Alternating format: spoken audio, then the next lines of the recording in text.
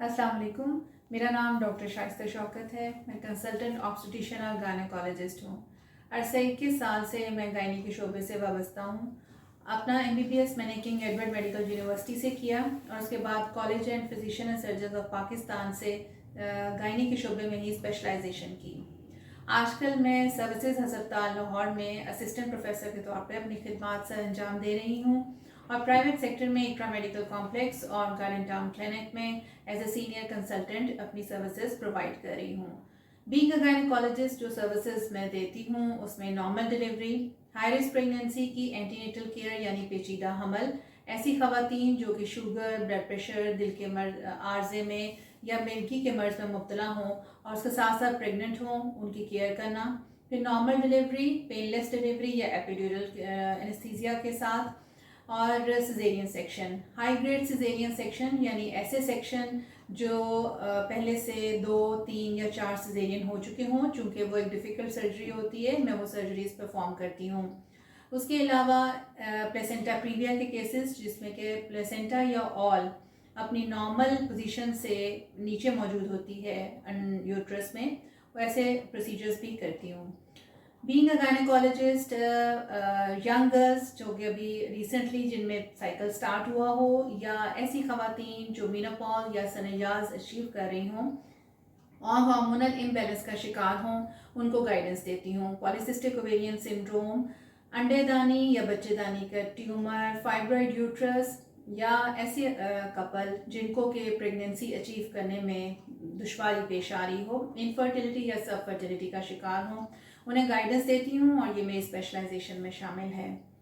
आज इस फॉरम पे मैं थोड़ी सी अवेयरनेस देना चाहती हूँ एक ऐसे इशू के बारे में जो कहने को तो बहुत ही सिंपल सा है, लेकिन उसके बारे में हर कोई जानना भी चाहता है, और वो है कि हमल के इब्तदाई 3 माह में ख़ातून के जिस्म में क्या तब्दीलियाँ आती हैं, उसके मिजाज में क्या तब्दीली आती है और उसकी तबीयत कैसी रहती है। स्पेशली वो ख़वातीन जो पहली दफ़ा प्रेग्नेंट हो रही होती हैं, उनको ये लग रहा होता है कि हर चीज़ जो हमारे साथ हो रही है कहीं वो एबनॉर्मल तो नहीं, और बहुत छोटी छोटी बातों पे परेशान हो जाती हैं।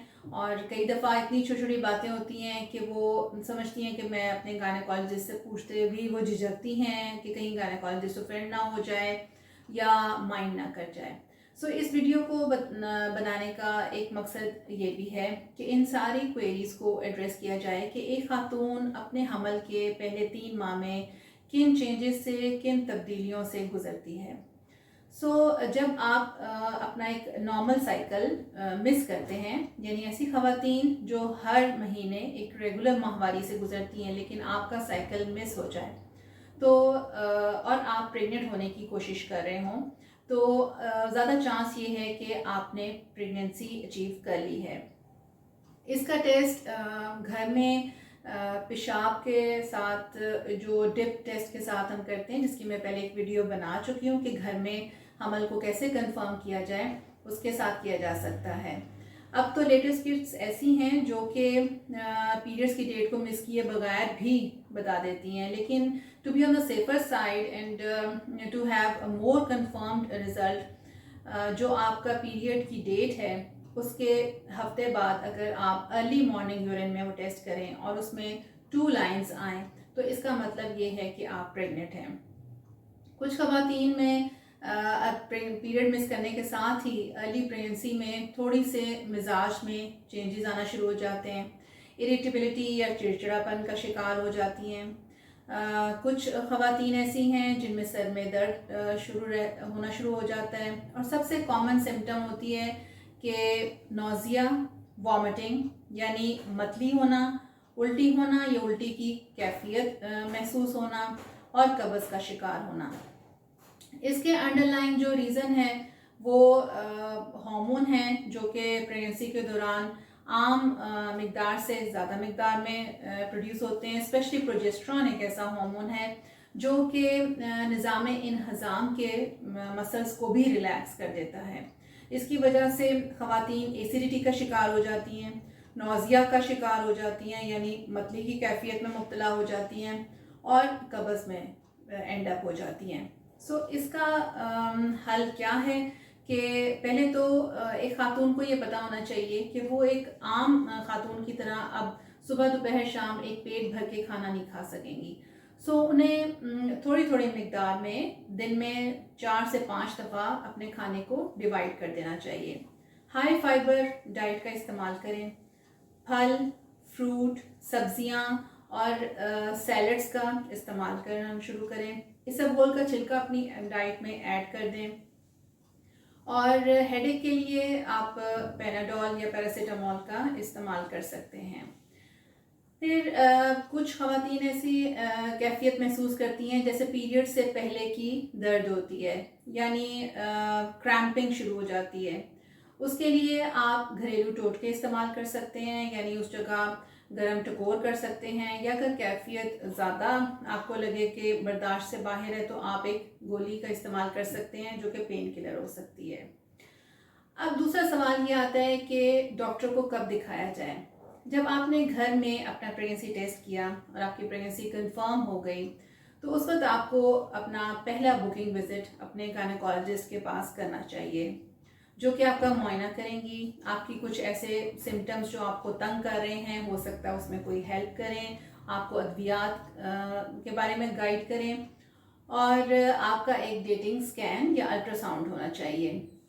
उसका मकसद ये है कि एक तो प्रेगनेंसी की लोकेशन पता चल जाती है कि क्या वो नॉर्मल यूट्रस के अंदर अपनी नॉर्मल जगह पे मौजूद है, और एक ये बिल्कुल फर्स्ट स्कैन होता है जिससे कि हम डेटिंग स्कैन कहते हैं, यानी कि प्रेगनेंसी को ड्यूरेशन इसके मुताबिक काउंट की जा सकती है। ऐसी ख़वातीन को हमल के शुरू में और आइडियली जब आप प्रेग्नेंट होने की कोशिश कर रहे हैं तो पहले 3 महीने से ही फॉलिक एसिड का इस्तेमाल रोज़ाना स्टार्ट कर देना चाहिए।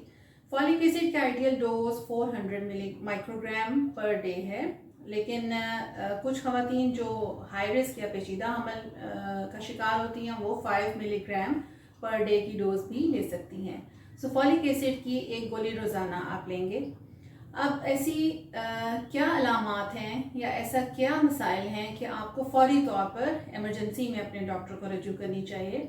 वो ये कि अगर नौज़िया वॉमिटिंग इस हद तक है कि आप कुछ भी खा पी नहीं रहे, आप डिहाइड्रेशन का शिकार हो रहे हैं, आपका वज़न कम होता जा रहा है और तबीयत बिगड़ती जा रही है, तो इस जिसे हम हाइपरेमेसिस ग्रेविडेरियम भी कहते हैं, तो उसमें आपने डॉक्टर को फौरी तौर पर रजू करना है। हो सकता है कि कुछ घंटों के लिए वो आपको अस्पताल में दाखिल करें और आपको आईवी फ्लूइड्स या ड्रिप के ज़रिए आप में जो पानी की कमी आए उसको पूरा करने की कोशिश करें, और कुछ ऐसे टीके लगाएं जिससे कि मतली की कैफियत में कुछ बेहतरी आ सके। फिर अगर आपको खुदा न खास्ता बहुत ज़्यादा क्रैम्पिंग या जिस्म के निचले हिस्से में दर्द होती है तो फिर भी आपको फौरी तौर पर इमरजेंसी में अपने डॉक्टर को रजू करना चाहिए। तीसरी बात ये कि खुदा न खास्ता स्पॉटिंग, ब्लीडिंग या खून का दाग लगना या खून पड़ना अगर शुरू हो जाए तो आपको अपने डॉक्टर की तरफ ज़रूर रजू करना चाहिए। अब एक खातून अपने तीसरे महीने के एंड पे क्या एक्सपेक्ट करेंगी। अभी प्रेगनेंसी बहुत अर्ली होती है, यानी 13 हफ्ते तक वो उन्हें ना ही वो जिस्म के पेट के निचले हिस्से में उन्हें यूट्रस फील हो सकता है। हाँ, उन्हें वेट गेन जो है वो एक एवरेज प्रेगनेंसी में अराउंड 12 किलो का वज़न गेन होता है, लेकिन पहले 3 माह में आप ये एक्सपेक्ट नहीं कर सकते कि ये खातून वेट गेन करेगी, स्पेशली कि जब वो नौज़िया वॉमिटिंग का शिकार हो रहे हों। होपफुली जो चेंजेस पहले 3 माह में एक खातून को एक्सपेक्ट करनी चाहिए और इन चेंजेस को कैसे एड्रेस करना चाहिए, और फिर ऐसी क्या इमरजेंसी के अलामात हैं जो कि आपको फौरी तौर पे डॉक्टर से रजू करना चाहिए, इसको मैंने कवर करने की कोशिश की है। होपफुली ये वीडियो आपके लिए हेल्पफुल साबित होगी। अगर आप मुझे डायरेक्ट मिलना चाहते हैं या मेरे से ऑनलाइन कंसल्टेशन लेना चाहते हैं तो दिए गए नंबर पे आप मेरे से अपॉइंटमेंट लेके मिल सकते हैं, या ऑनलाइन वीडियो या वॉइस कॉल पे कंसल्ट भी कर सकते हैं। Thank you very much.